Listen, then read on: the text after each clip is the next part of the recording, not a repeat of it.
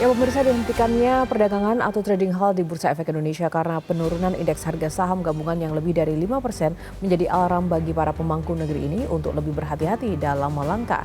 Perdagangan sesi 1 kemarin IHSG ditutup turun 6,12% pada level 6.078. Angka ini merupakan yang terendah dalam 4 tahun terakhir.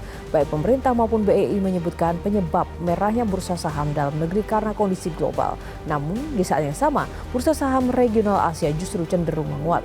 Penarikan modal oleh investor asing pun dinilai turut memicu merahnya bursa saham dalam negeri kali ini. Pemerintah harus segera memitigasi kondisi ini dengan baik agar kepercayaan masyarakat atau pasar kembali menguat. Inilah editorial Media Indonesia edisi Rabu 19 Maret 2025 dengan tema Pulihkan Kepercayaan Pasar bersama saya Yohana Margareta.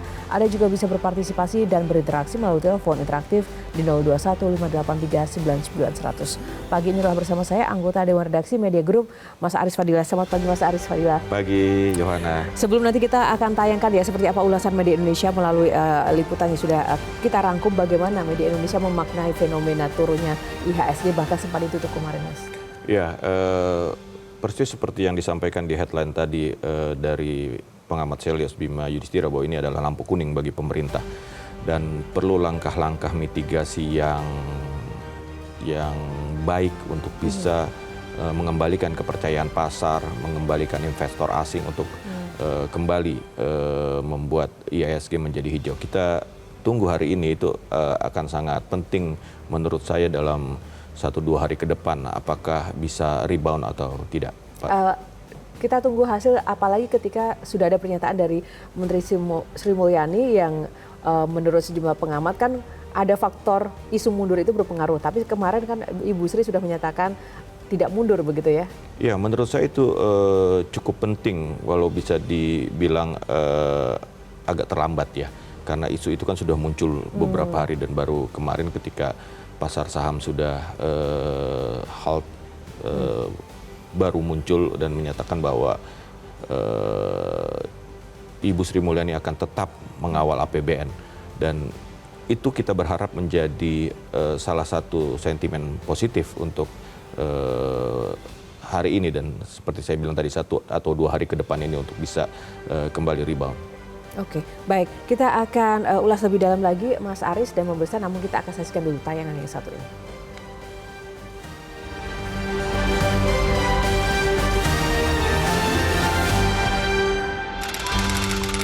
Pulihkan kepercayaan pasar.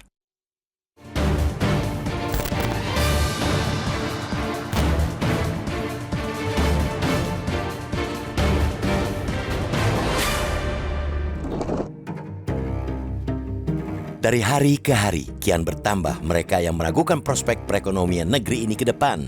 Sikap itu wajar karena sejumlah indikator ekonomi kita belum menunjukkan geliat yang sangat berarti. Bahkan, sejumlah indikator ekonomi justru masih bertahan di zona merah. Seperti kejadian di Bursa Efek Indonesia atau BEI kemarin, yang sempat menghentikan perdagangan atau trading halt yang dipicu penurunan indeks harga saham gabungan atau IHSG lebih dari 5%. Meski dalam beberapa pekan IHSG cenderung turun, namun sepanjang perdagangan sesi pertama merupakan penurunan paling tajam di tahun ini. Mekanisme penghentian perdagangan seperti itu sebelumnya pernah diterapkan saat pandemi COVID-19. Bahkan pada perdagangan sesi 1 kemarin, IHSG ditutup turun 6,12% di level 6.078. Angka itu merupakan yang terendah dalam 4 tahun terakhir. Pemerintah dan pihak BEI angkat bicara. Mereka seakan memiliki kesepahaman bahwa biang kerok memerahnya bursa saham dalam negeri disebabkan kondisi global. Kondisi itu seperti pertemuan Komite Pasar Terbuka Federal atau Federal Open Market Committee (FOMC) yang rutin digelar oleh Bank Sentral Amerika Serikat atau The Fed, juga investor yang dianggap memilih wait and see atas kebijakan Presiden Amerika Serikat, Donald Trump. Bila benar bahwa faktor utama rontoknya IHSG, pertanyaan berikutnya bisa diajukan, yakni mengapa di antara indeks saham di berbagai belahan dunia lainnya berada di zona hijau? Mengapa hanya IHSG yang jatuh di zona merah? Akan tetapi, di saat IHSG rontok, bursa saham regional Asia justru menguat. Hal itu sebagaimana diperlihatkan berbagai indeks seperti Nikkei, Shanghai, Kuala Lumpur, dan Straits Times yang semuanya menguat. Rontoknya IHSG dibarengi dengan kaburnya modal asing dari negeri ini. Berdasarkan data Bank Indonesia atau BI pada 10-13 Maret, investor asing tercatat menarik modalnya melalui aksi jual hingga 10,15 triliun rupiah. Itu menunjukkan di awal tahun ini, investor asing sudah menarik dana sebesar 26,92 triliun rupiah dari pasar saham secara tahun berjalan. Kondisi perekonomian global dipastikan memang berpengaruh terhadap bursa saham dalam negeri. Tapi, bila kenyataannya saham-saham di tempat lain justru menghijau dan dana-dana asing masuk ke tempat mereka, apa yang mesti dilakukan? Pertanyaan itu seperti tidak bisa hanya dijawab dengan kalimat yang cenderung menghibur diri. Ketimbang mencari kambing hitam bahwa faktor eksternal menjadi penyebab utama rontoknya harga saham, lebih bijaksana bila para pemangku kebijakan mengevaluasi berbagai kebijakan ekonomi yang ditelurkan sehingga membuat respons pasar saham negatif. Pemerintah harus segera memitigasi kondisi itu. Perbaiki kepercayaan pasar dengan mengurangi produksi pernyataan-pernyataan yang memicu keraguan-keraguan bahkan menyulut kepanikan. IHSG, begitu juga dengan nilai tukar rupiah terhadap dolar Amerika Serikat adalah salah satu indikator awal untuk mengukur tingkat kepercayaan pelaku ekonomi terhadap kebijakan pemerintah. Maka jaga dan kembalikan kepercayaan itu. Tidak cukup memulihkan kepercayaan pasar dengan sekadar beramai-ramai mendatangi bursa. Pasar tentu membutuhkan tindakan nyata lahirnya kebijakan-kebijakan yang lebih terukur, menenangkan, dan pasti.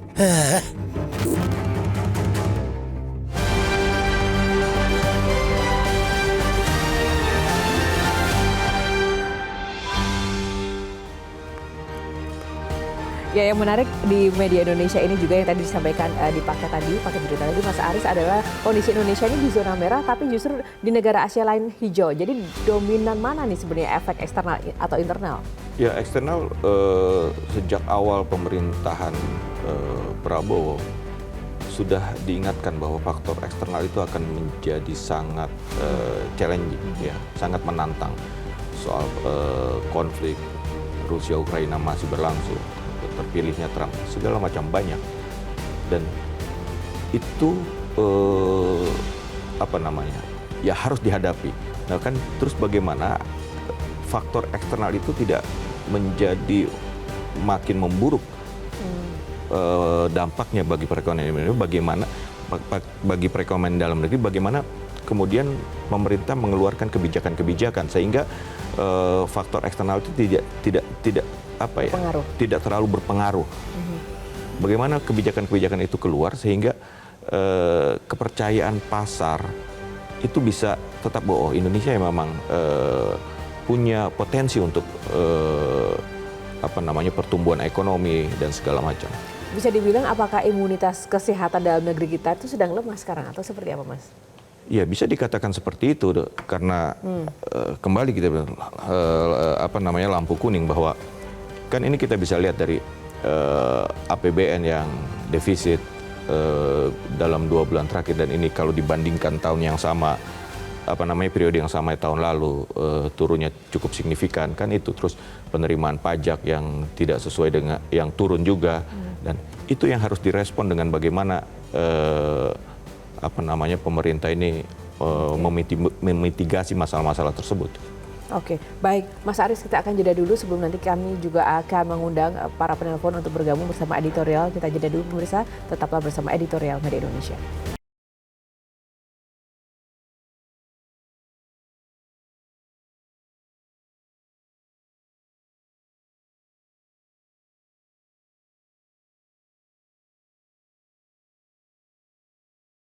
Indonesia mengajak Anda untuk mengakses fitur premium e-paper.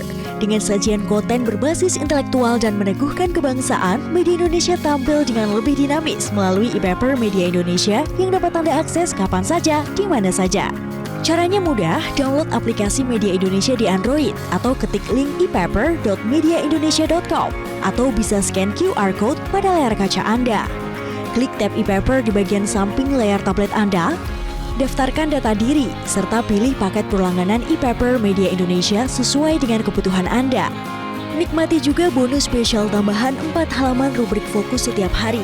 Semua bisa Anda dapatkan hanya di e-paper Media Indonesia.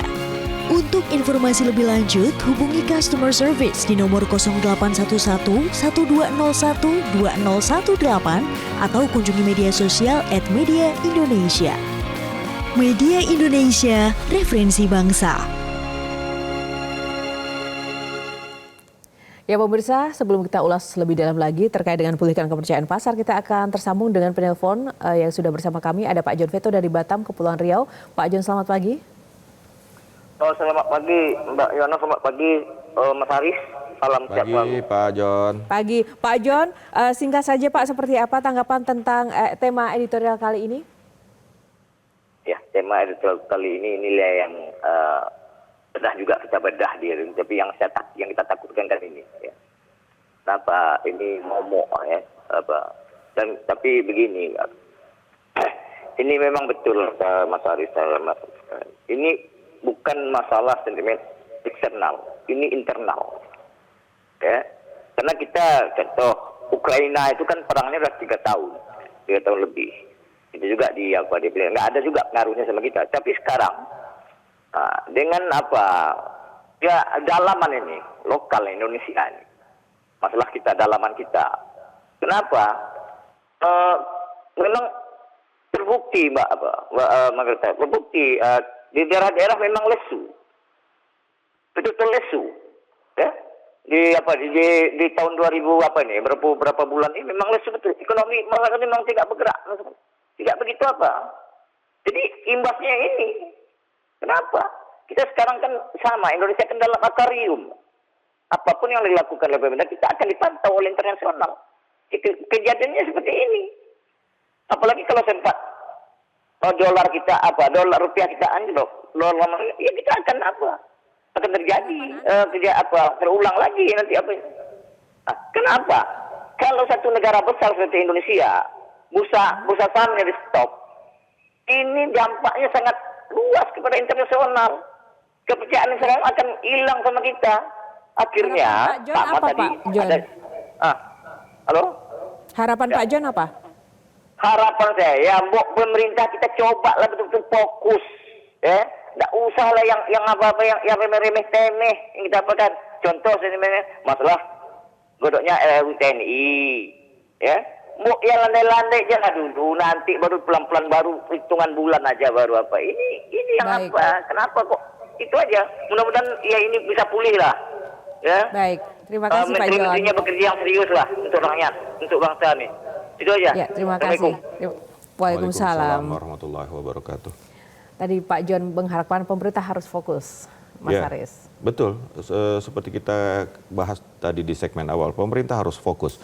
Kita kembali ke pernyataan Pak John bahwa dia melihat bahwa di daerahnya bahwa ekonomi melemah, menurut bisnis sulit, itu kan di bawah. Menurut saya itu juga terrefleksi dari laporan beberapa riset kan, bahwa konsumsi masyarakat menurun, ya kan, daya beli berkurang, Banyak PHK banyak itu PHK. yang lagi Ya, ramai. itu kan memang begitu adanya, dan itu kan harus direspon dengan kebijakan-kebijakan yang bisa memperbaiki, membangkitkan ekonomi di masyarakat bawah. Kan terbukti bahwa fundamental ekonomi Indonesia ada di bawah gitu loh, ada di UMKM dan segala macam.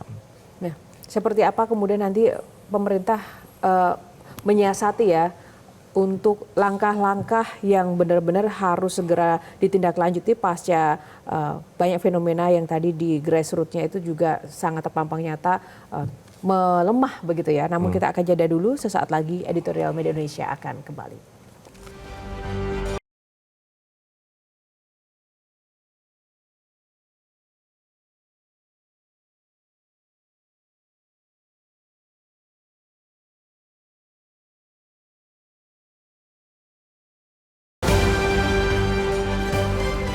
Ya, kembali di editorial Media Indonesia masih bersama Mas Aris Fadilah. Lalu singkatnya nih Mas Aris, harus seperti apa negara ini untuk menyiasati perekonomian yang kalau di judulnya Media Indonesia ini ekonomi sempoyongan? Ya, ada jangka pendeknya bahwa di dalam 1-2 hari ini Bank Indonesia akan merilis tingkat suku bunga. Ini ini sangat dinanti oleh investor asing ya. Kan tadi kita dengarkan bahwa pernyataan dari Direktur Bursa Efek bahwa yang banyak menarik modalnya adalah investor asing. Berarti kan investor asing butuh apa ya? Butuh daya tarik lah untuk kembali berinvestasi, dengan salah satunya adalah tingkat suku bunga. Jika pemerintah atau Bank Indonesia dalam ini apakah akan memangkas atau akan menaikkan suku bunga, itu sangat berpengaruh kepada apa namanya, pelaku pasar dari luar negeri. Jangka panjangnya ya perlu apa namanya, statement-statement atau kebijakan-kebijakan yang bisa menambah trust dari pasar.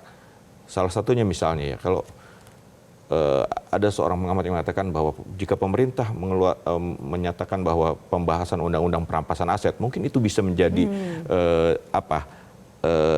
memulihkan kepercayaan kepada pemerintah bahwa Indonesia serius dalam menangani korupsi, sehingga itu bisa menjadi daya tarik untuk investor asing berinvestasi di Indonesia. Artinya prioritas-prioritas kebijakan yang bisa membuat citra pemerintah ini meyakinkan publik asing maupun dalam negeri itu penting juga ya. Sangat penting. Baik, terima kasih Mas Aris untuk ulasannya di Media Indonesia. Namun sayang waktu kita terbatas, dan pemirsa, Center of Economic and Law Studies atau CELIOS menyebut bahwa anjloknya harga saham dalam negeri lebih dipengaruhi oleh faktor domestik dibandingkan kondisi global.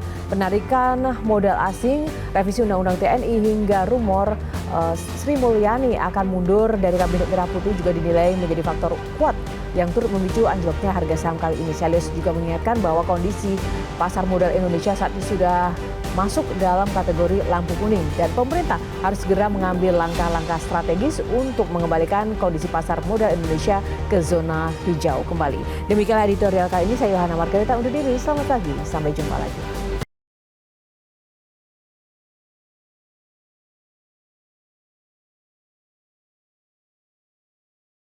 Jelajahi cara baru mendapatkan informasi. Download Metro TV Extend sekarang.